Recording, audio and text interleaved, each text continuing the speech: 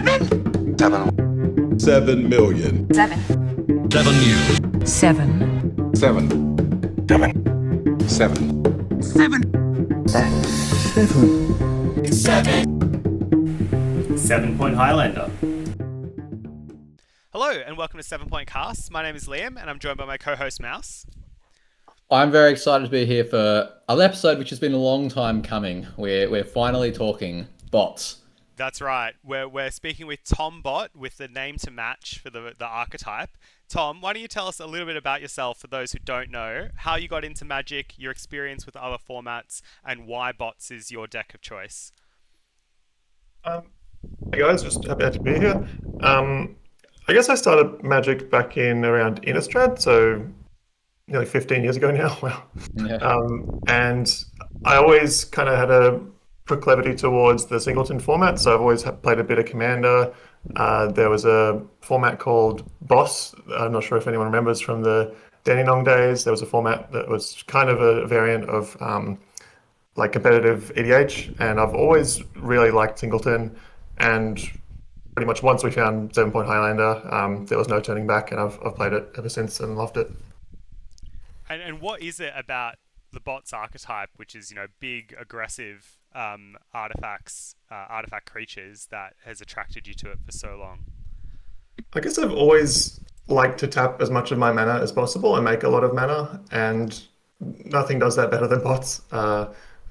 Like Workshop, being able to get 3 mana turn 1, that's kind of nothing else in the game can do that and give you that feeling. So once, I guess a few years back, I realized that Workshop was at 1 and you can kind of build around that and really just like maximize ridiculous amounts of mana and Tolarian and all that good stuff. I pieced it together and kind of theory crafted it, and I've loved the deck ever since. And it always suited my play style of playing linear. It just works well with how I like to play the game. I've got to ask, like, your last name being bots, like, it's almost like one of those cosmic coincidences, you know what I mean? Like, if you were to tell people about some outsider about the format, oh yeah, and there's like another big archetype is bots, and would you believe, like, one of the best bots players, his name actually is Thom Bot. Like, we were like, no way, like, was that and I know there are other like analogies in other professions, like people who do vasectomies whose name's like Dr. Snip or something kind of ridiculous. Like, do you reckon is it just a cosmic coincidence, or was there a little bit of, oh, my name's Bot, so I might as well like just lean into it, and do the naming convention? Like, I remember the first CanCon big appearance when it was bots, and it was just like the coolest thing ever. Or is it just, it is what it is, and you kind of, laugh, heard it a million times, and move on? I don't know. Yeah, someone brought it up on the CanCon stream actually, that there's a special name for it where, like, if your last name's Plumber, you're more likely to become a plumber. And I guess it's fated to be. I was the bots. I guess I've never really. I always liked artifact creatures, and it was really more so about the fact that I could make a heap of mana and never get mana screwed. You never have to worry about your colors when you're colorless, and it just suits how I play. But it wasn't intentional. It wasn't a marketing strategy or anything like that. It was really just I like how the game plays out when you play bots, and I'm a bot. Yep. Yeah, Nice. I think it's called nominative determinism. Is where That's the one. Yeah. There's what I remember the first time I heard about nominative determinism was Liam and I both came from a university debating scene, and one of the like older, like a generation before ours. This guy's name was like Victor Finkel, and he was quite good, and he was giving a speech where he goes, well, I certainly hope it's true given my name is Victor, But yeah, like there's the same ones, like, the people whose last name is Sweep might end up being a chimney sweep or something at another time. All right, well, let's crack into it. I mean, given, that you've had quite a history with this one archetype, that you're in a unique position to talk to us about, essentially the history and evolution of this deck. So where if we're going to start at the beginning, what is the beginning for you? It pretty much was what I sort of alluded to earlier, that I saw a Workshop at one point and just saw that kind of as it didn't seem right. It's such a powerful card for what it does. If it's in your opening hand, you probably win like 70+% of your games, and just mulliganing aggressively towards it. When the London Mulligan rule came out, kind of that was a point where really became clear that you can just mulligan super aggressively, and that's always been a bit of my my mantra that I want to like. I play Serum Powder and all these pre-game effects that allow you to do a lot of mulliganing towards your broken pieces, and I've always just really liked that kind of that power level, and that's sort of what I've wanted to go towards and how I've wanted to approach the deck design is just maximizing fast mana, and it's not even really that much about the spells. It's really just always been about how much fast mana can I put into the deck and what results will that bring, and how much mana value of spells can I put on the stack. Yeah, it's funny because like I have memories of when I first started playing 7 Point, which I think is actually before. I think the first list you've given us is from like Masters 22, and my recollection of the early bots lists was that they were on things like Platinum Angel, and they had like it was back when like Mana Vault was 2 points, or they had access to a lot more points than the current spots list do. But they were on like Steel Hellkite, Staff of Nin, like there were some really wild old cards being played.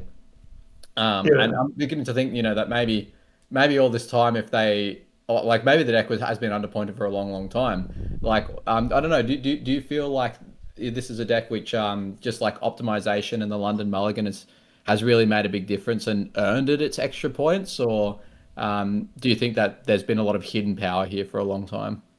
I think it's a difficult deck to stomach. Like it's not really one that people can pick up and do well with because they see an opening hand and it's got lands and spells and they're happy to keep it. But if your hand, my kind of rule of thumb, which I haven't shared that much until recently, is that if your opponent's not going to complain about what my deck does after the game, you probably shouldn't have kept the opening hand. So if you're not doing something outlandishly unreasonable in your 7, your 6, or your 5, you're probably meant to mulligan it and try and find something just absurd and make an unbelievable amount of mana and just go from there. So it is really a tricky one for people to kind of get away from typical mulliganing habits that they have and work more towards like really maximizing and abusing how you can mulligan in Magic. And stuff like Serum Powder is a really good example where a lot of people will cut it from the deck when they pick up my deck, or they'll side it out in a lot of spots. But for me, it is like, I've never sided it out. I've never cut it. The second I put it in, I knew it was the perfect fit for the deck. And that's, I guess that's, again, speaking to how you play it and how you need to be super aggressive and high rolling with this deck for it to really perform for you. When you play, I guess if you compare card to card, like looking at this slide, like Mere Battlesphere is not a better card than Barragoyf or Psychic Frog or Nethergoyf, or these are all pointed cards. But let's say like Emperor of Bones, a non-pointed threat. Emperor of Bones is in a completely different tier to like a random threat that you see on this page. So you're never going to beat a mid-range deck or any kind of fair soup deck by playing the same mana value of spells as your opponent. Your goal is always to play something that's 1 or 2 more mana than your opponent. So if I'm playing a 3-drop on turn 1 with my Workshop and my opponent's playing a Deathrite, I'm still way ahead. Like that's when I'm going to be kind of performing at a high level. My deck's actually going to be beating, well, my card for card, I'm going to be beating what my opponent's doing. So if you're casting the same mana value of your opponent's cards, if they're playing the best cards possible in all 5 colors and I'm just playing random shambling suits, it's not going to be a good time. So I guess to summarize, it's really just casting more mana value worth of spells than your opponent to make up for the worst card quality. And you, to just put a little bit more color on that, how much more mana value? Like an off-sided phrase is when people are mulliganing, they often say out loud, what does this hand do? Does this hand do anything? No, it doesn't do very much. What's kind of like the minimum threshold that you need to pick up and go, okay, I'm doing this thing, I will keep this hand? That's a fun one, actually, because I did put together a bit of a spreadsheet to give myself like a heuristic on what hand is capable at. Sorry about that. Kind of a spreadsheet to determine what's an acceptable hand on any given mulligan, and it's not a completely foolproof system. Let me just bring it up and give you a couple examples. But yeah, the idea is that if you've got a 7 and it's got a mana vault, is that good enough in the dark, just to kind of abstractly? And that would be a no. Like, you need a little bit more. So after thousands, maybe tens of thousands of reps with the deck, I've kind of come to a conclusion that there's a certain bar that you need to be passing with each of your hands, depending on the number of cards you've got remaining available to you. You should be aiming for a certain level of power to actually, be ahead of what your opponent's doing. So I'll Yeah, bring it Just up. while you're searching that up. give us an idea. What is this level of power? Like, is because I have heard, for example, people say, "Oh, I played against bots and he mulliganed to 5, but then he played artifacts and just won." You know what I mean? There's That's That's exactly it, Mouse. That when you're looking at your opening 7 and it's got like 4 random lands and like a 2-drop and a 3-drop, like that's an okay hand. That's probably a hand that you keep if you're Grixis or some kind of mid-range deck. But if we're talking in the context of bots, you can mulligan 2 of those cards away. Like, you can have a similar hand where you just get rid of 2 of those lands and you replace one of them with a workshop. Now your hand still has the same amount of access to the same amount of mana, but it's 2 turns faster than that other hand. So Yeah.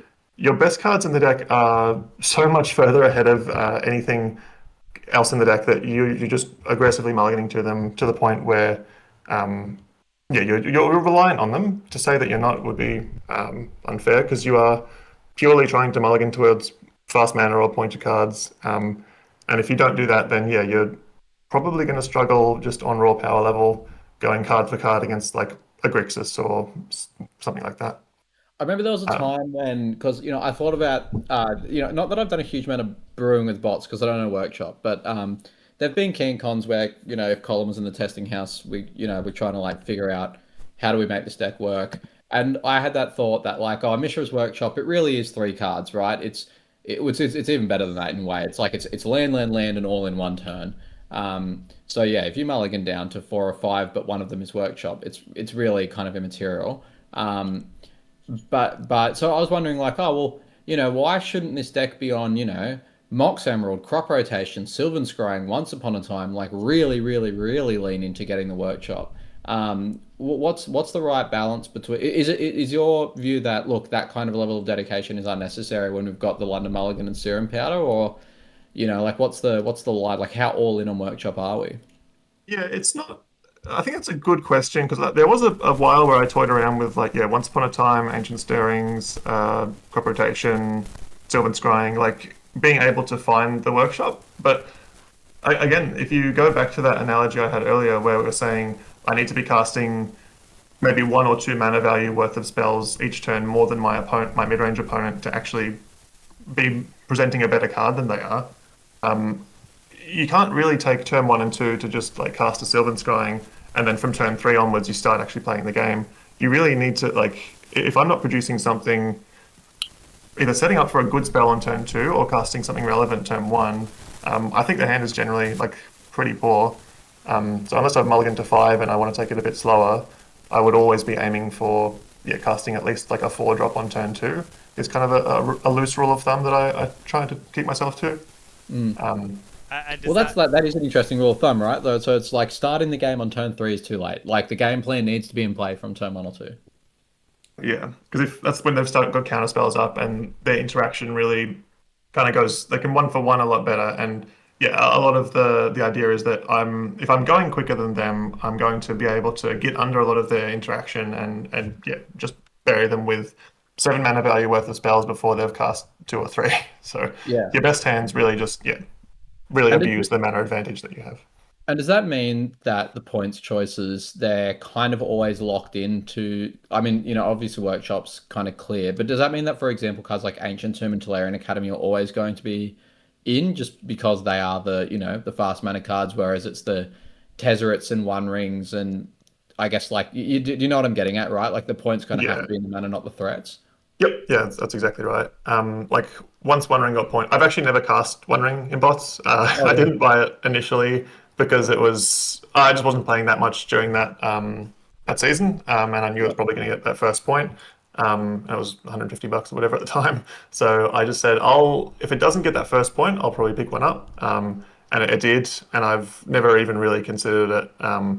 yeah, I would always take an Ancient Tomb over a One Ring any day. And even with the recent Tezzeret pointing, as good as the Tez Vault package is, you probably noticed that I'm opting for Sol Ring over that just because, again, a Sol Ring in your opening hand is completely broken, and a Tez in your opening hand might be nice, but it also might be irrelevant because if your opening hand is planning to cast Tez on turn 3, that's still not going to beat your average Grixis opponent. So you really do need to just maximize fast mana in every point that you spend on the deck, and every card choice really just trying to maximize it. So, kind of thinking about the deck which we've got in front of us at the moment, like what I guess what features of this deck do you think are ultimately signs of the times? Like because there's a lot of cards I can see here which I feel like have been gone for a long time. Yeah, Um, yeah, it's yeah, funny looking at this because really the quality of threats is so much worse, and the deck kind of looks worse for it. But from memory, this is a 12-point deck in today's terms. So the amount of fast mana, which is, as we've been saying, kind of the reason we're playing the deck, is significantly higher. And I would imagine that this deck, even though the threats are like comparing like Crystalline Giant to a Flesh Raker of today is pretty laughable. But I have a feeling this deck is probably better than current bots just because it has the fast mana advantage, even though the threats are significantly worse. Looking at stuff like Crystalline Giant, Shambling Suit, Traxos, Battlesphere, most of them are like maybe includes in an artifact commander deck, but in 7-Point Highlander, when every card choice is very particular, this doesn't look up to scratch. But again, it was never about the threats, it was always about the speed at which you played them. Yeah, I mean, one thing which really jumps out at me is that this is running all the artifact lands. Like I remember Liam, poked fun at me the other day, for, like apparently historically, and I believe it, like I went on a giant rant about how Bioforce is terrible and Meltdown is where it's at, like, and that I was definitely informed by an era where the bot stacks were playing essentially a whole lot of zero drop artifacts. But more, since the printing of Planar Nexus, it seems all of that has turned into Tron lands now. Is that, do you reckon is that like a decision which is basically foregone, or is there a build of bots which still leans on your Ancient Tombs and stuff like that? I've seen Yeah, yeah. yeah, it's an interesting question. I think this is the original version that, like, when I say bots beginning, I'm kind of picturing the Wintermox online event that I took down with the bots deck. That one looked very similar to this. I think the only difference was that after that pointing, Mana Vault and Urza Saga were pointed, so there's 2 points less that I had to play with this version compared to the Wintermox version. But that deck was kind of unique at the time. No one else, even like bots, wasn't really a consideration outside of maybe the historical. Like I know Graham, I think Michael Hearn would have played them a long while ago, but purely colorless aggro bots that hadn't really been on the kind of in the archetypes or the different. It wasn't really a consideration at the time. So for me, I didn't think, well, no one really knew about the deck, and there wasn't really many sideboards to fear, or sideboard cards to fear. So the risk of playing an artifact land and losing, like your opponent playing a Null Rod or a Collector Oof, that wasn't actually a consideration at the time because my deck wasn't a deck. It was kind of a brew, and I wasn't really I wasn't concerned about what people were going to do to combat me because my deck was just a brew at the time. So whilst the artifact lands are extremely powerful, they kind of make you extremely vulnerable to all those sideboard cards, like you mentioned, your Meltdowns, your Bioforces, your Brotherhood's Ends. Once that became apparent that my deck actually was real and people were going to start sideboarding against it, that was slowly the tipping point to realize that might need to move away from the artifact lands.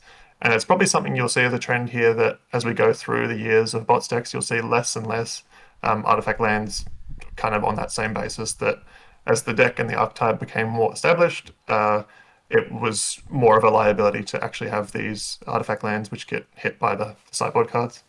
Well, and another thing you said just then, which piqued my interest, is you're saying, oh, well, like this is like an aggro deck, and that actually I think really does capture the big difference between the deck that you've been building versus the bot stacks of truly old. Is that, like, I think I think when I used to think of bots, I would think of almost like people who would try to relive the glory days of like legacy shops. They had Tangle Wires and it was like Lightning Greaves, Metalworker, the Kudutha Forge Master, Go Get Blightsteel or something silly, right? Like it was, that they were kind of like combo decks or really big mana decks. And whereas you've got the Metalworker here, but a lot of these guys are just beaters. Like it is just, is that how you think of the deck? Like this is basically just like an aggro deck where all the threats are artifacts?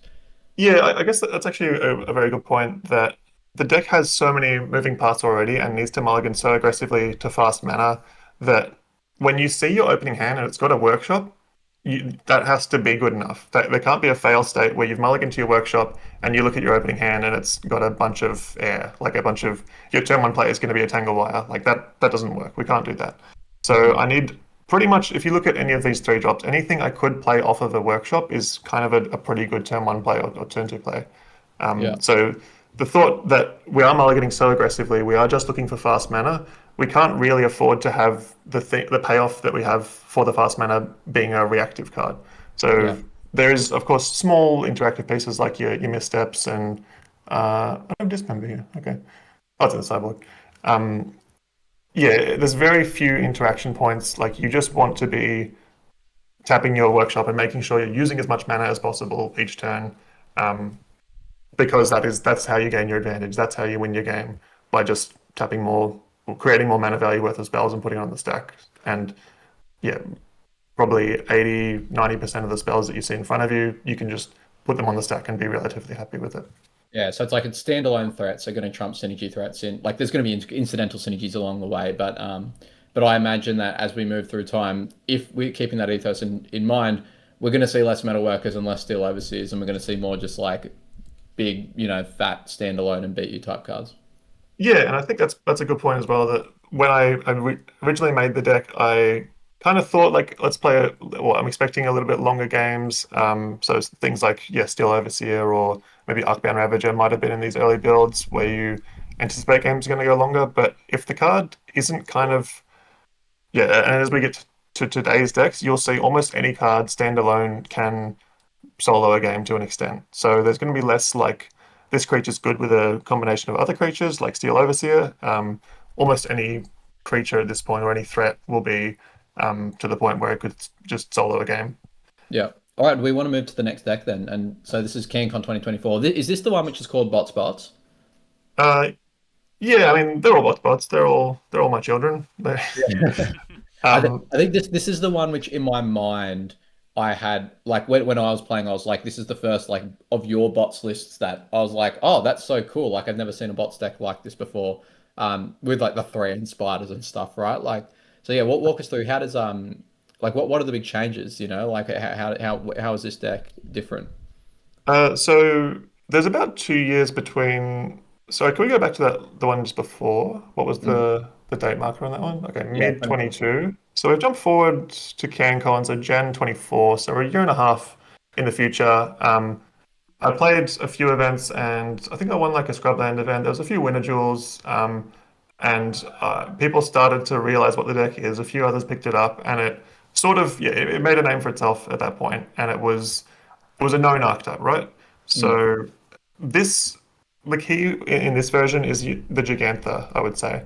There's a light green splash to let you play a Gigantha, and as I think this wouldn't have been the original companion rule, so I guess you still had to pay 3 for your Gigantha, but the thought here was that if just having started to realize that I was losing to the Brotherhood's Ends and the energy fluxes and all of that, I realized it was kind of getting to the point where I needed to diversify the threats a little bit to the point where you could actually play through one of those.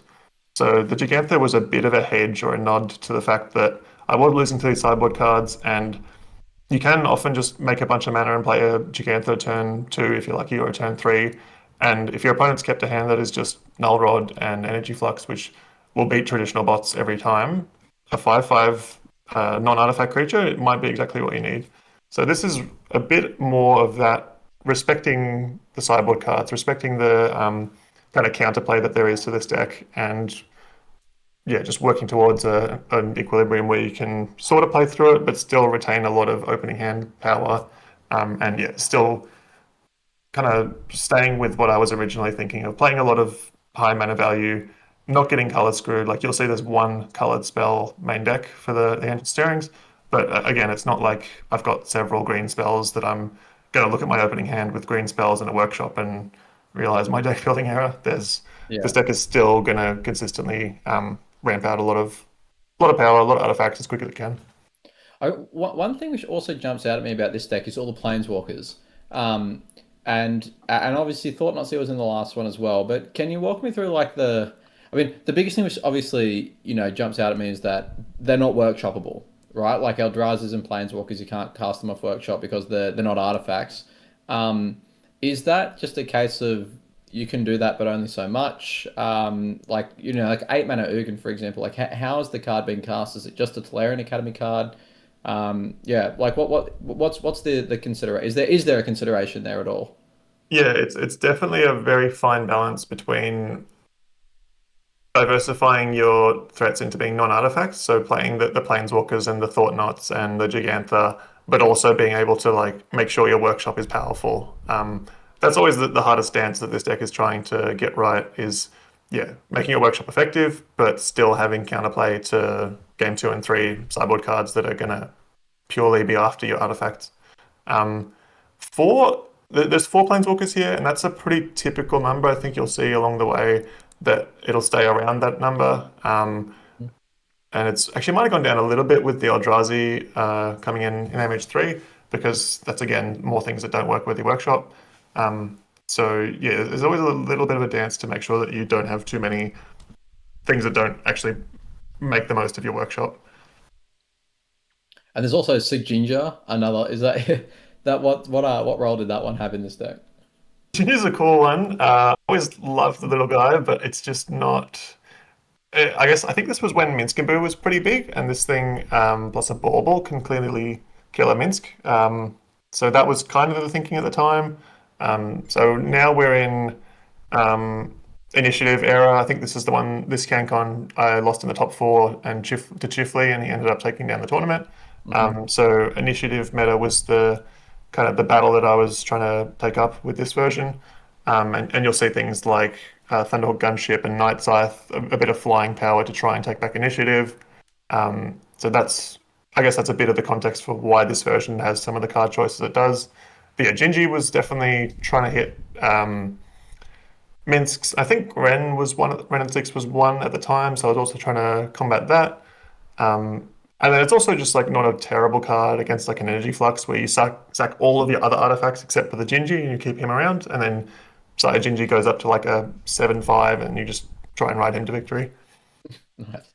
I did have one question that's a bit of a callback to the previous deck when we were speaking about mulliganing.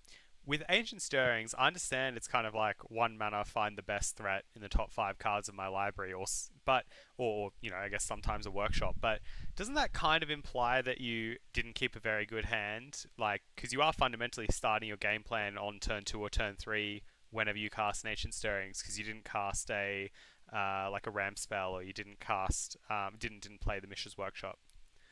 Yeah, and I think I'm guessing in the next list or 2, you'll notice I move away from the green, and I agree with that point. It was kind of took a while to realize that even taking a turn off for the Ancient Stirrings, not that 1 mana is a big commitment, but also not consistently knowing if it is going to hit a Workshop or a Tolarian or a Saga. Like, you can't really take any of those interchangeably. Like, depending on the context of your hand, you really do need one or the other. So while Stirrings is like, if there was a blue cantrip that read what Ancient Stirrings reads for like Grixis, it would be the best cantrip pretty much ever.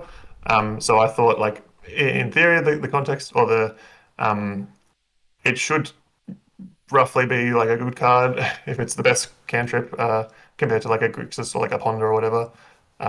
But yeah, I guess I came to the same conclusion you were kind of alluding to, that if it's not finding exactly what you need, it kind of is a bit of a liability, and it also does ask that you have a coloured mana, which there isn't that many sources of.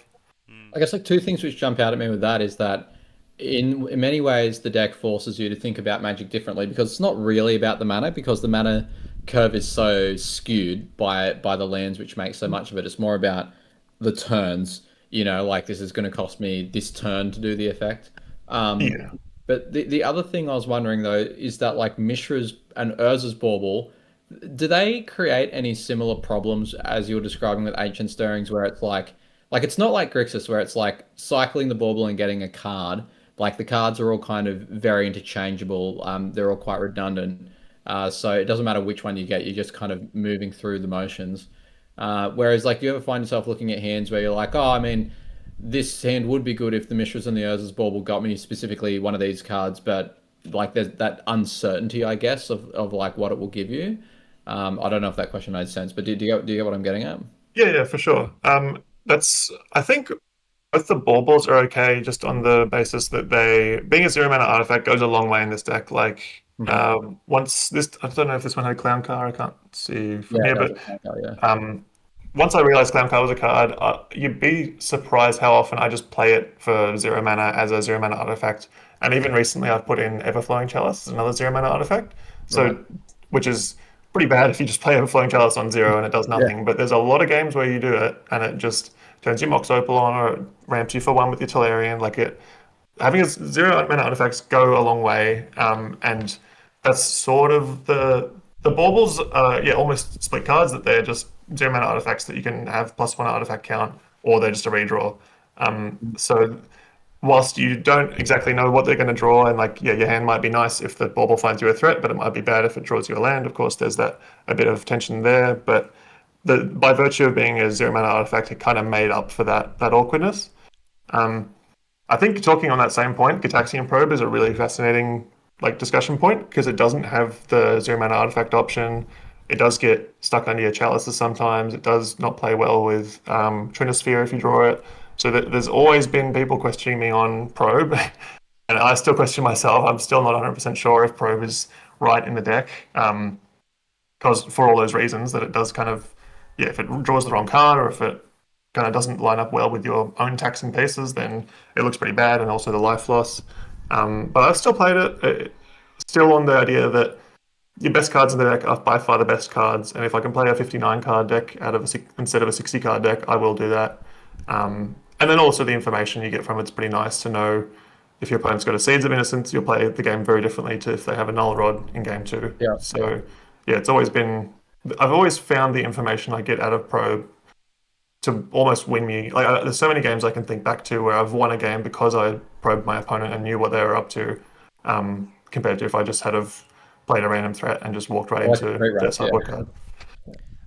And just as another question, we recently did a podcast with Beckett, and it's become a little bit of a meme between the Lands Discord players, and certainly between Ben and I, about the power of Lair of the Hydra.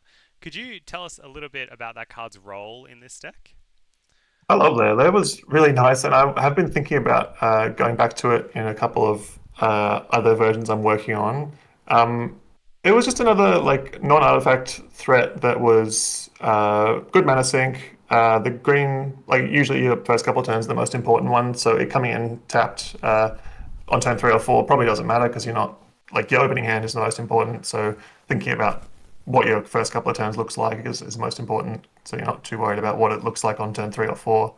And it's just a good threat. The deck randomly spews out 12 mana with a Tolarian, so making a Lair of the Hydra that kills in 2 hits was good to give you more options to just beat through hate. Like you can play a Thought Knot and then just activate a Lair of the Hydra for 3 and then attack 3 times. And like I had a lot of games where that was how I beat a bunch, like a swath of sideboard cards. So yeah, the Lair was cool. You probably won't see it in the next version, but I did like it at the time. Yeah. Out of interest, like on that kind of manlands topic, like I do remember classically in Modern, when I think this is when like cranial plating was a mainstay. The manlands are a really big part of Affinity, right? Because it was like, oh well, the plan after the board dies, because the board would always die. If the board didn't die, they just won. But if the board would always die, it would be like, great, now I've got my Ink Moth, I've got my Blink Moth, you've obviously got access to Mishra's Factory, and I'll just whack the plating on that and keep going. Is that like a big feature of this deck? And if so, like, why aren't Blink Moth and Ink Moth present? Like, what makes the manland good enough?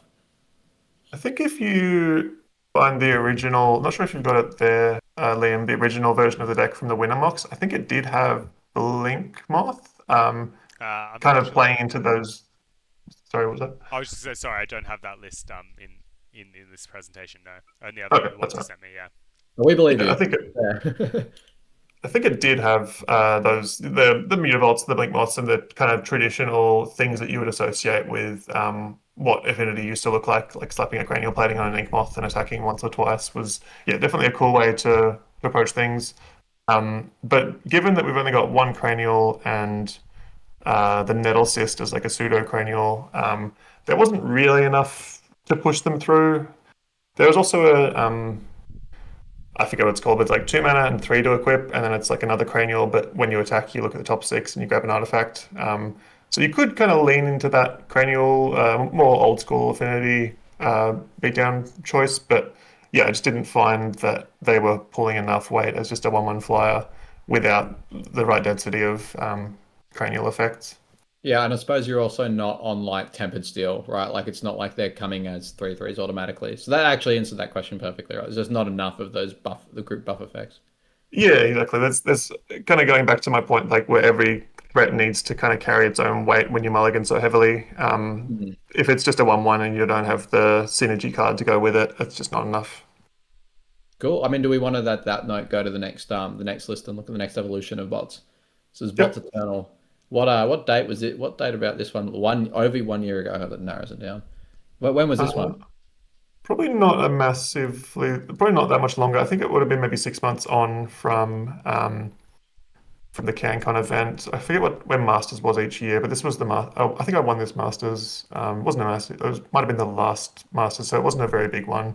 Um, it was pretty similar, so you won't see a lot of differences, but you will notice things like Phyrexian Dragon Engine or a slight difference in threat package, and you will, if you're very astutely observing, you'll notice the Flash Raker has finally made its Yeah. debut. Um, so this was that's MH3, right? Yeah. So you could. This was still when I was thinking the Gigantha hedge was a good place to be, and I was still still subscribing to that kind of philosophy, and didn't want to go down the track of playing K Command and other things like that because there wasn't. I think at this point it was before the commander decks where they also had like Eldrazi Confluence.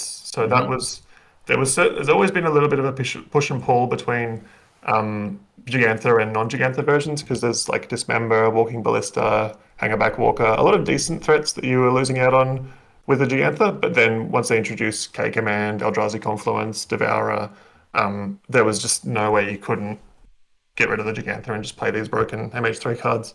So this was, I guess that's an interesting. This is like a snapshot in time where that was the question on my mind, and the Flesh Raker made it in, of course, and I started playing it, and it was obviously amazing. And I just more people were playing K Command and realizing how broken it was in modern, so it kind of made me think, all right, maybe it's time to put the Gigantha back on the shelf and work towards like a proper colorless version.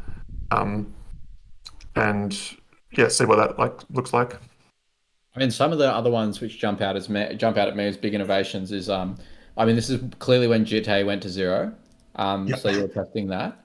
Um, and also, I think this is the first list where Guy's Cradle and Fomori Vault are in. Obviously, Vault being new, but Guy's Cradle probably maybe you were thinking of that because of Fleshraker. Yeah, do you want to list through some of those innovations? Yeah, I think you're right on the mark there with the Cradle. That Fleshraker was always Cradle was always on the precipice, but Fleshraker really just made it that like really pushed it over. Like playing one card that I'm going to keep a lot of hands that have Fleshraker because it's such a powerful card, um, and that was kind of enough to just push like kind of change the tide on whether Cradle was kind of a little bit goofy, a little bit just too cutesy to the point where it was actually like a really good include. And you'll see it's been included ever since with with Flesh Rakers and then Clown Cars coming along and like I said, the K command and Eldrazi Confluence making multiple creatures. The once we got to that point, the Cradle was never a question in my mind that it was the right pick. Um, but yeah, it was always little like the last version, the CanCon Bots was close to being a Cradle, but just couldn't quite push over. But yeah, once you got Flesh Raker, it was good enough. Yeah. And what about Jitte? Was that just like, this is at zero, I'll try it, or? Yeah, pretty much, and it just wasn't that good. As Yeah. sad as it, I've loved Judo. I've been playing for long enough where I definitely have a fond nostalgia for the card. Like I think a lot of people do who've played a similar length of time as I have. But yeah, it just wasn't quite carrying its weight. I think I'd rather just have a cranial any day. Um, and there was already pushing it too many equipment in the deck. Kind of thinking in that philosophy where you've mulliganed to five, you've got your workshop, you can play, but your hand is like Jite into like Khan, Sign, Versa. Like, yeah, you need to not play too many equipment to kind of get into that bottleneck where you don't actually have a threat to put on it once you've mulliganed low. Yeah, it's a shame. It's a shame. I feel like GTA in many ways is one of those ones where the committee was like, and this was I was on the committee at the time, so I'm like in some ways part of the problem here. But like it was just too slow to depoint it. Like there probably would have been a window in time where GTA was like an interesting, powerful 0 point card, but it kind of stayed at one through that whole phase, and then got depointed at the point where it was like people sleeved it up and was like, oh, it's not even that good anymore. Um, Yeah, I think you you know, can these see things it there, happen. like the Flesh Raker and the like Flesh Raker and Jide in the same deck. It kind of makes a very stark comparison between like the power level of the time, where Yeah. all these broken MH3 cards like Frog and stuff were coming out, and like Jide just doesn't quite keep up. In terms of like a play pattern point of view, do you find yourself whenever you're casting your big 7 mana spell or the things you're getting ahead of mana, are you tapped out when you do it, or do you often find that you have excess mana? And the reason I'm asking is, I suspect a lot of people would cut days in like a post board event, but should they be doing so if you're kind of always tapping out? People always tell me they cut days, and I don't understand why, because I'm always tapping out. Um, I do play around days when I can, but for your 7 and 8 drops, that's not a luxury you often have. Like you get to 7 or 8 mana on the penultimate turn, like the turn where you need to cast it or you lose the game. So it's rare that you have that luxury to hold it, or like yeah, you don't tend to have a lot of say in when you cast your Ugin. It's usually the second you hit 8 mana, you cast your 8 mana spell. So I think, yeah, I'm always surprised when people tell me they cut days. I guess they see like Tolarian floating 7 mana every now and then. And they're like, oh, well, days is garbage. But those games are kind of rarities. And especially if your opponent's playing like a Grixis or something where they're interacting and kind of trading resources, the days is usually going to get its man.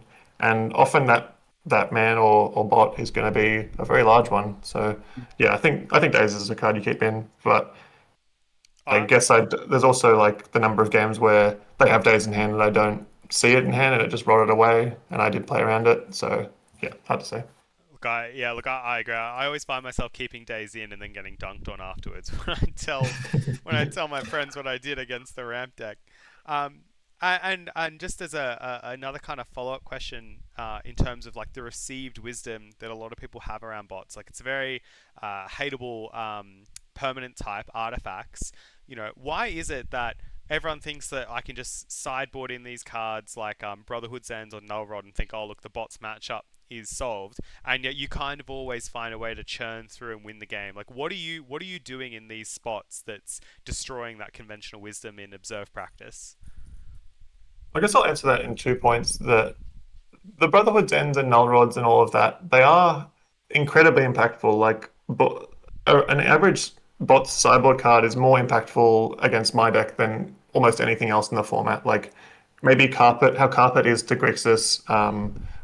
I would even say that like a Brotherhood's End or a Null Rod or especially Energy Flux is far more impactful. Like, resolving an Energy Flux is often going to solo the deck. So it's very rare that you can play a sideboard card that will have such an impact on an archetype, as the artifact hate is. As clearly as a result of the deck being so linear, that yeah, you can see this version where you play an energy flux and I have to sack all of my artifact lands and all my threats, like, and I can never rebuild. Like, yeah, those kind of threats are, or those sideboard cards are super impactful. Um, I guess your point to how do I play through them? I mean, hopefully you just dodge them. That's my honest answer. Is there's a lot of games where people have them and they just don't draw it, and like I'll tend to win game one because my deck is super linear and very powerful, and then I just try and beat them one game where they don't draw the sideboard card, or sometimes you can play through it, and you will see subtle nods here, such as Beseiju, Haywire Might. Uh, those are the main two. in this Even word version. are right, I guess. Yeah, as ways to kind of answer a null rod or an energy flux, but there's also just kind of planning to play around them with your non-artifact threats. So there's always a little bit of a dance of. I guess there's always three ways. If they do have the card, you can either go under it and just like play 7 mana worth of creatures, and they play a null rod on their turn 2, and you're just like, that's fine, I'll just attack you 3 times. Or you remove it with a Boseiju or what have you, or you diversify your threat to be a non-artifact one. Those are probably the 3 main ways you can fight through. Can I ask about the role of like quote unquote like ramp cards in this like aggro deck, in the sense like of Mind Stone, like Thran Spider is obviously kind of the best of both worlds. It's a body and some ramp, but also like the Iron Crag, which like I know has some particular synergy with Traxos.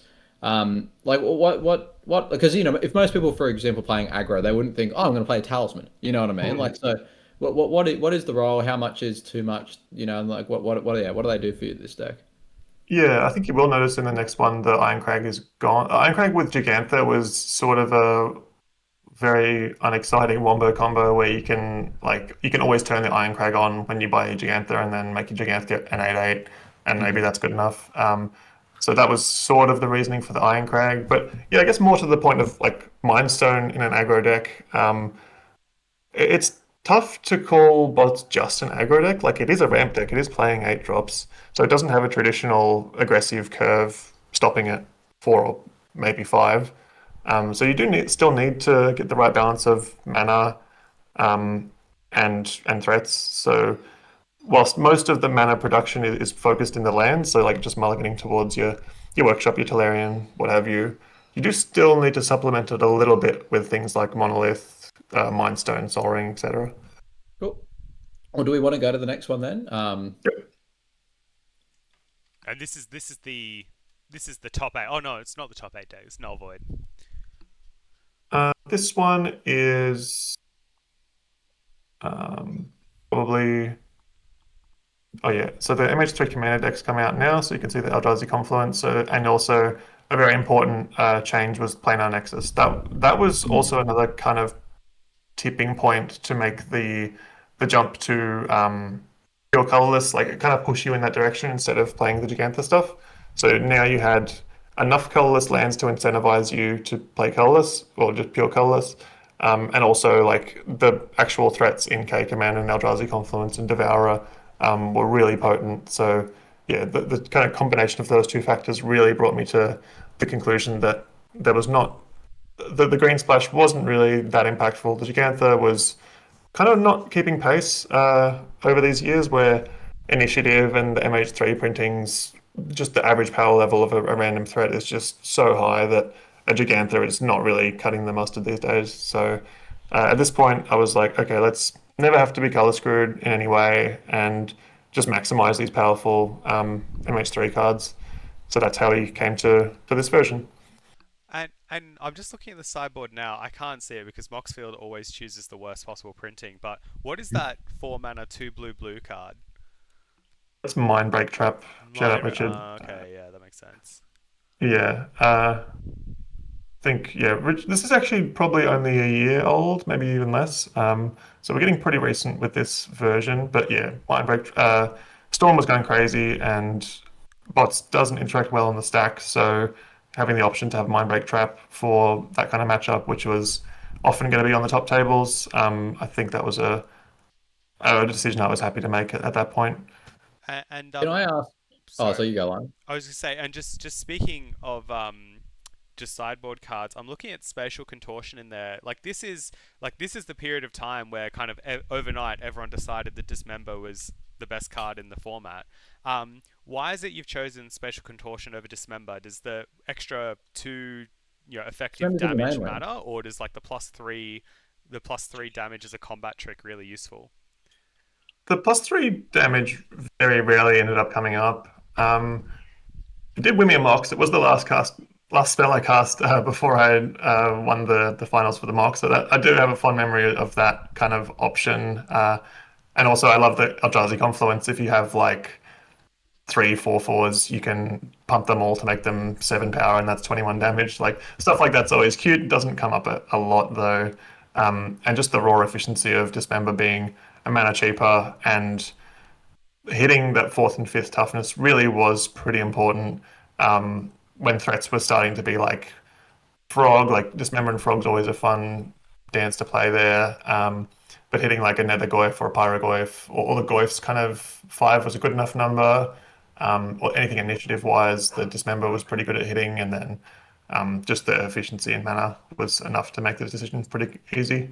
Yeah. And Dismember's in the main, right? Like, so you can Oh play wait, both. is it in the main? Oh, I missed it. Oh, sorry, Yeah. because I was looking, but it wasn't in the main on the previous deck. No, That was Right. that was Gigantha consideration. Yeah, Oh yeah. that's Okay. unfortunately not Giganthable.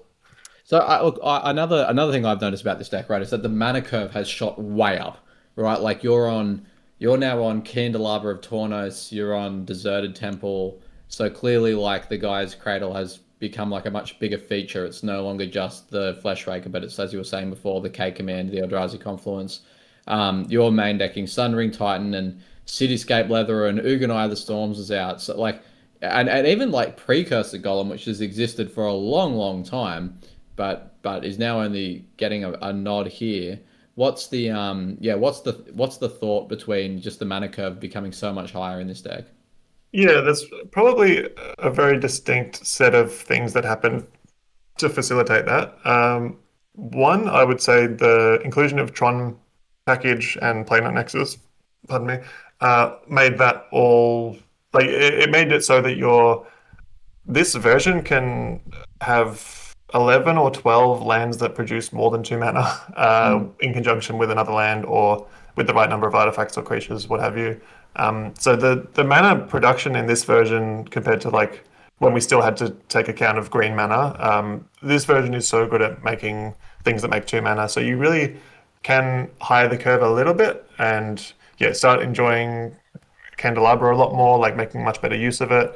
And also there's all the, where is he? Ugin's Labyrinth? Is that in this version? Yeah, it is. Having 4, 5, 6, 7, 8 drops, they can help make your Ugin's Labyrinth into a free soul land, and that's definitely worth jumping through the hoops, especially when most of the configuration is pointing you towards this higher curve.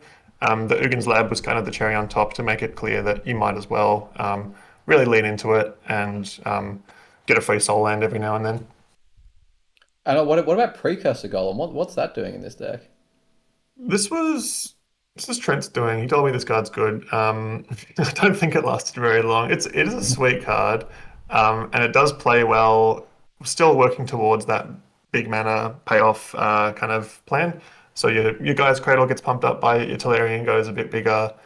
They're very big if you've got a Forsaken Monument, like 5/5s. That's pretty nice.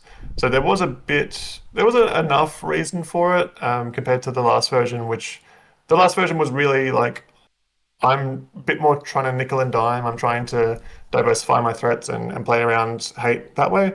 This version's like, I'm all in. I'm going to do this. I'm going to produce as much mana as I can, hopefully go under it, and just kind of be ignorant to the hate. Like you'll see that this version cut the Beseju, it's cut the Hate Why Might.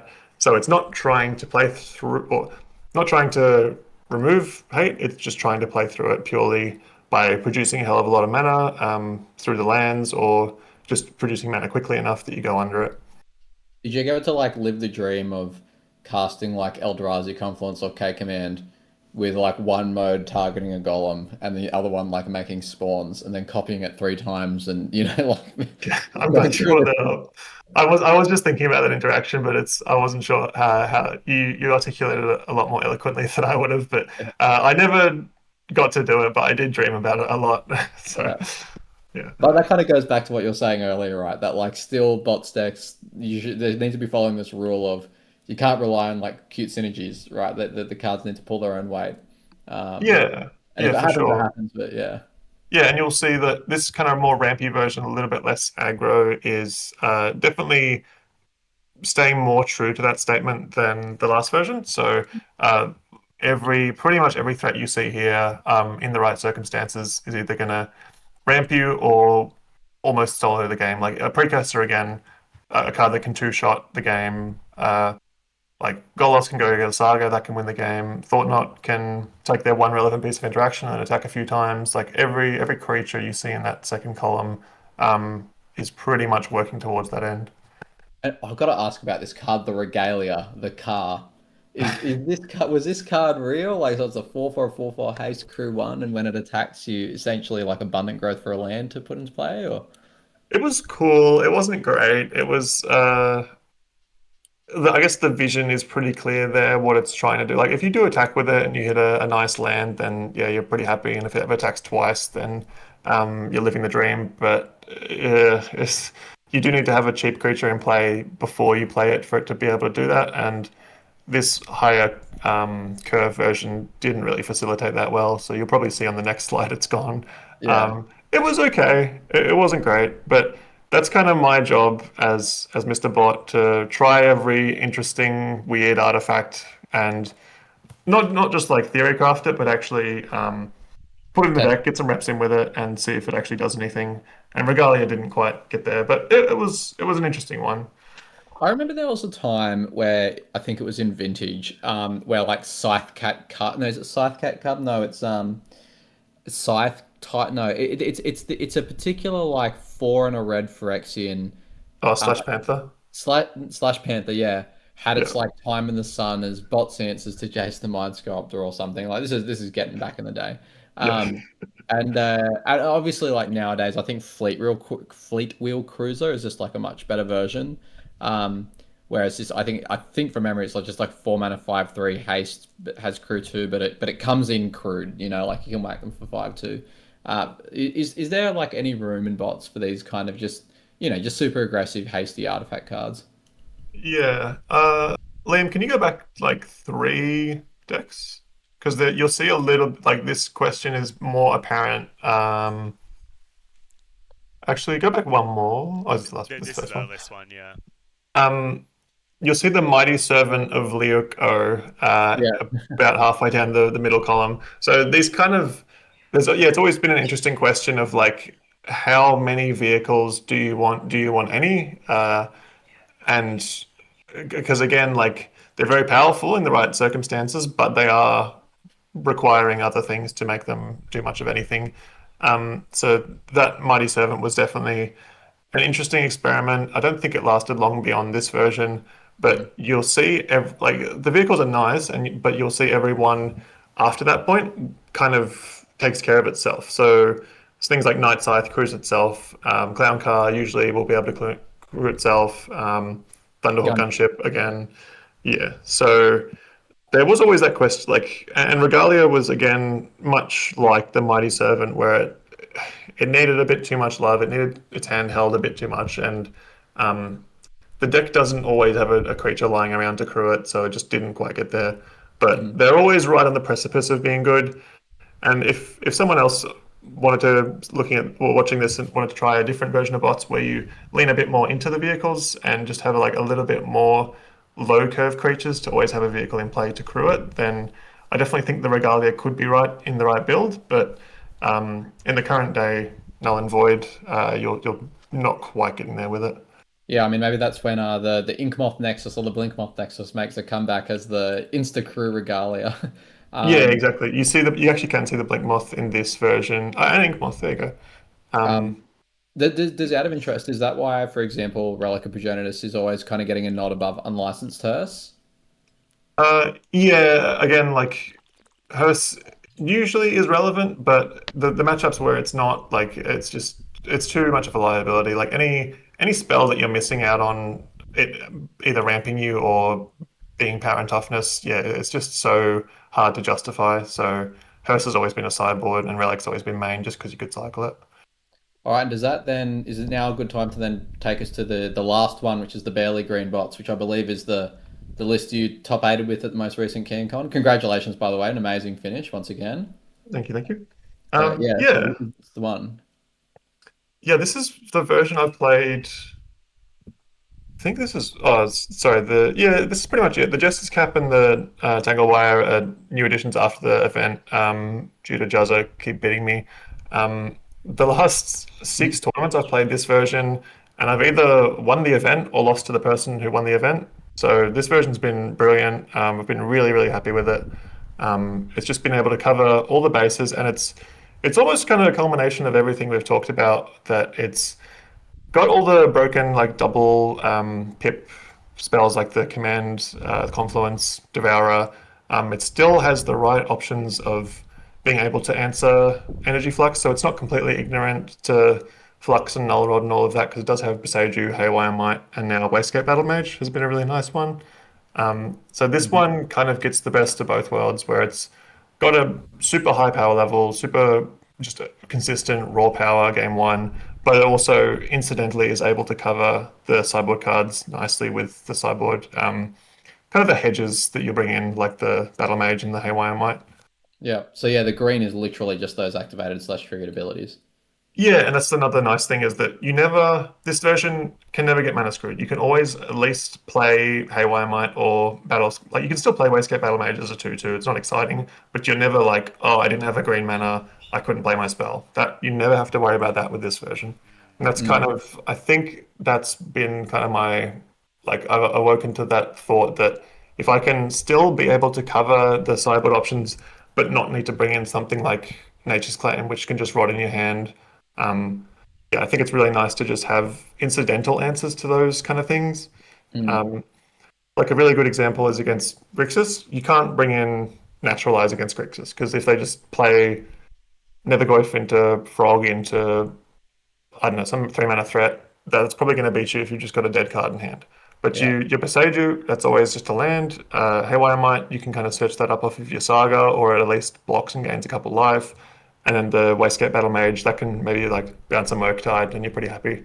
So I've really liked having those kind of, that trifecta of a bit of interaction for the hate, but not really like committing to it, not being too scared of it, not really over committing to trying to counterplay it, because as I said earlier, a lot of the time they don't draw it, and you can just play your Battle Mage as a 2/2. That's fine. So I've really liked this version in that kind of concept of playing through hate and having options, but not being reliant on like a naturalize effect. I mean, the other cards which jump out at me, Scroll and Crawler, I think we missed was in the last one and this one. That's is that just another? Oh, it's kind of like Thrawn Spider, like just kind of another. Oh, good. It comes off Workshop and it's the plan, like it's just like one of those key puzzle pieces. Yeah, it's another threat that can almost solo. Yeah, you play it on turn one, and then it does 5 damage per turn cycle. It keeps the cards flowing. If your opponent ever, God forbid, brainstorms, they pretty much bolt themselves. So against Grixis decks that have got a cantrip heavy hand, I've played a lot of games where it's just soloed. So another card that was a nice fit, nice inclusion. And yeah, you can kind of even more so to my point earlier where I was saying every threat is just like really threatening. The creature suite now is, except like Thran Spider's not that threatening, but it's ramp. But everything in there is like, I could see winning the game almost single-handedly in the right circumstances. Another one I think, which is again common between the last list, but I didn't quite notice it, is the Shadow Spear, and I believe also there is no Lava Spur Boots. It is like it's on the sideboard, whereas I think, I mean, this isn't true of everyone, but I feel like a lot of Urza Saga enjoyers will almost automatically put either Shadow Spear or Lava Spur Boots in as the like, yep, and then I get this and hit them with the construct. What's the rationale behind it taking like either departing the deck entirely or going to the sideboard? Yeah, I think if you go back 2 or 3 versions, you'll see the Lava Spur Boots was there. And I liked it with the Gigantha, because again, Gigantha always needed like a little bit of propping up to make it a proper threat. So that's another reason that you'll see this version has a bit more equipment, like the Iron Crag, like the Jide, because it can, if you just put those onto a Gigantha, that's a proper threat, and you just have a little bit more cards lying around by having a companion. But if we go back to the current version, we'll see there's not really as many little bits and pieces lying around, and there's a lot of games where I would either draw Shadow Spear or Lava Spur Boots and never use it. So that's why you might notice Shadow Spear was main deck before, but now it's gone to the side for this last event. Swapping Trinisphere and So Trinity Sphere was sideboard, now it's main. It's swapped out for the Shadow Spear now on the side. Kind of again working towards that end where I just don't want to have a card that is conditional for it to be relevant. So yeah, I've moved it to the side. The Lava Spur Boots, I guess in abstract, considering like how it works with Saga, yes, it was good, but so often you would just go get either Relic or Sol Ring. And like if you're already Sagaing, you're probably ahead. Like it does make your Saga more punchy, but having a card that only makes your Saga, I wouldn't say only, but kind of as a card that you're mainly playing because it works well with Saga, didn't really feel right because yeah, Saga just does enough. You don't need a kind of medium card to prop up a card that's already doing so much for you. Yeah, okay. And look, and in closing, I mean, like obviously the deck did very, very well. Often people point out things like Planar Nexus and say, "Oh yeah, no, like why is this 1 point?" Like, do you think the deck is in a good place points wise? Like is it underpointed still secretly, or like I guess like obviously you succeeded very well, but playing into the field and deck building and stuff, does everything feel like it's in about the right place, or are there some cards which are secretly too powerful, or I can imagine someone saying, "Oh, Planar Nexus should be 0 and Workshop should be 2 or something like that." Like, do you think there's any subtle changes, or do you think it's about right where it is? Yeah, it's hard to say. Like I am doing a little bit too well, I think. I don't really like the good player argument that a lot of people have. Like, yes, I'm a decent player, but that doesn't mean that I can have an 80% plus win rate, which I've kind of got recently. So I don't like that. That's probably not sustainable. So I don't know what you would point because for my next point would be a really tough one to choose between because like the current points is Saga, Tolarian, Workshop, and Sol Ring. So I would need to lose one of those in the next pointing. So that would be a really tough blow. Also, given we've just lost, like this version had to cut Ancient Tomb, Planar Nexus, Mana Vault, and Tezzeret. So that was already a lot to lose. Oh yeah, like it says no Planar Nexus, but you're still on all of the Urza's lands. Yeah, this was. I didn't have a lot of.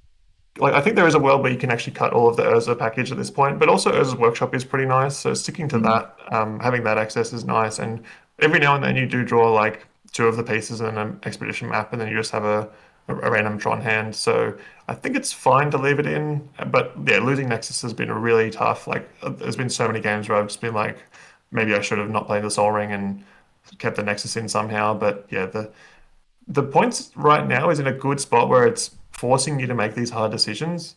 Like some players, like Trent, for example, he's cut Tolarian Academy. Maybe one of the most iconic cards in the deck. He's decided like he needs to cut that to facilitate the points that he wants to play.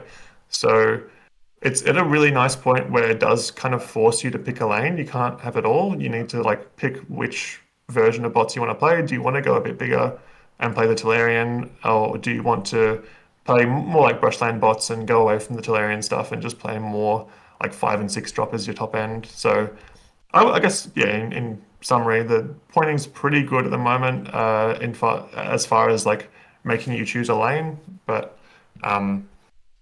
maybe like the deck's I'm still doing very well with it, so maybe it could take a point. I'm not sure. Yeah.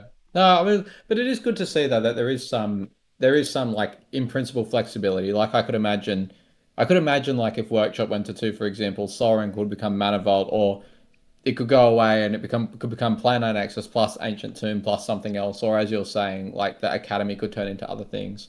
Yeah. Like it's not like the deck's on the precipice of dying or anything. Like it still is doing quite well.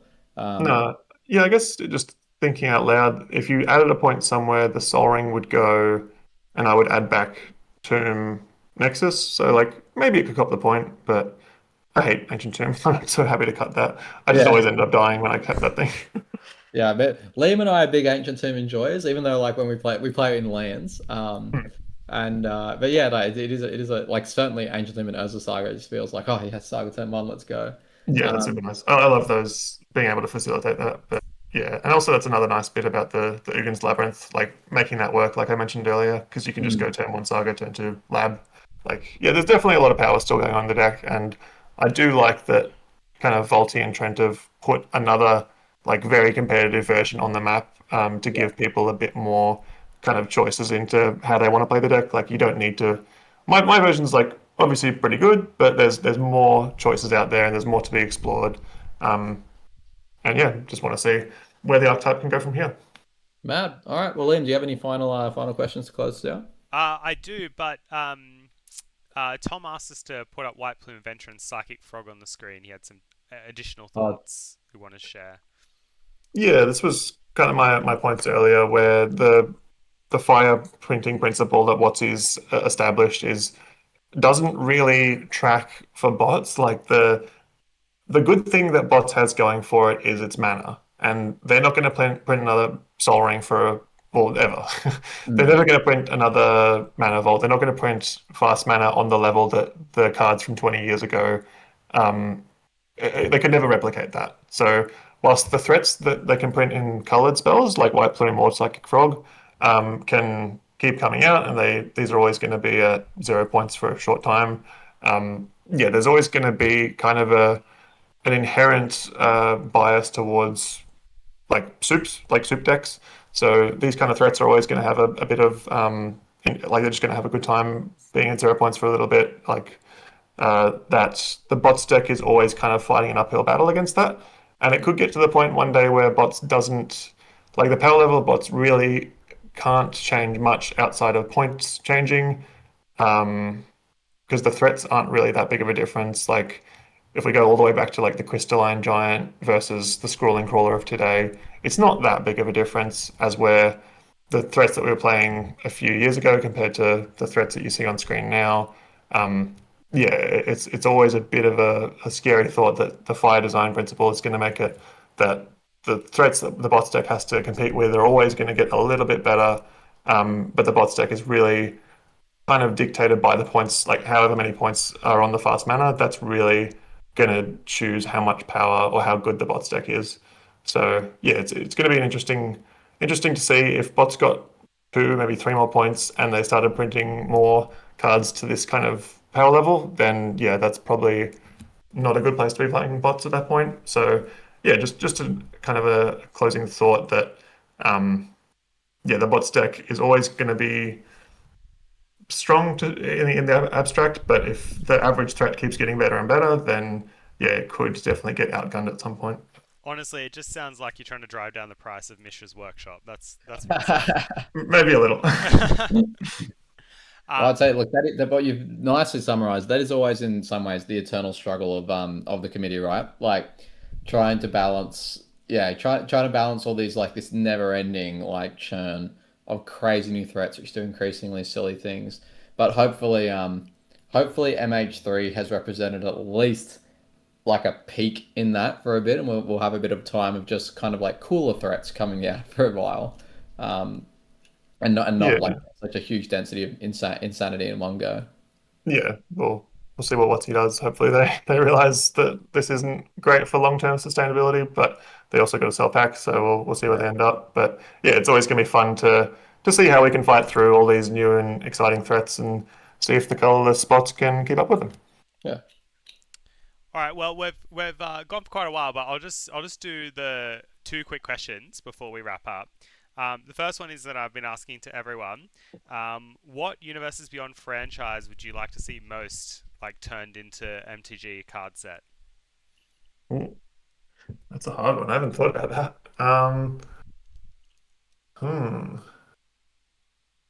Can we do the other question and I'll come back to that one? Yeah, sure. The other one was earlier in the podcast, you suggested your mulligan rule was, I want to do something that's going to make my opponent complain about what I did during the game. Do you have any like stories off the top of your head where your opponent really complained about what you did to them in the game? No, I don't want to slander anyone. So there wasn't. I actually haven't really had too many bad beat stories, but everyone always. I always kind of keep like a little look at people's faces when they're in my. Like I'm looking at my workshop when I play it, but I always keep their face in my periphery just to see their reaction. So there's always a bit of a groan or a begrudging look to see the workshop come down turn 1. As a library enjoyer, I very much understand where you're coming from. Yeah, that's always a funny one. But no, no one's really been too upset. It's always just a. Sometimes you've got a hand that's got like workshop into soldering into lodestone, and it just was a non-game. So that's yeah. There's if you just want to be maximizing that and doing that as often as you can. Yeah, fair enough. Well, look, for the Universes Beyond question, like a good way to think about it is, for me, when Doctor Who came out, I bought all the Doctor Who basics because I absolutely love the TARDIS art on them. Is there anything like that where you go, you know what, my forests are now going to be whatever the themed forests are for this IP? Oh, there's probably some animes that'd be cool. I'm gonna say Smash Bros. Because if you have a big multiverse like that, you can add so many different things. So if you could include Smash Bros. In the universes beyond, then the sky's the limit for what you could include. God, I can't believe that's going to be a card which is just like, it's a me, a Mario. Yeah, I'll see Mario in Magic. That'd be great. Yeah. All right. Well, look, thanks very much, Tom, for coming on. And for all the listeners out there, you can find us on Spotify. You can find us on YouTube. Please follow us so that you catch all the episodes. And also, if you've got a deck, an archetype, a brew which you've had some success with, or you're a bit of a format expert on, please get in touch with Liam and I so that we can have you on the podcast. It is always great to have guests who are passionate about their decks. Thanks once again, everyone, for coming on, and we'll see you next time. Thanks, guys.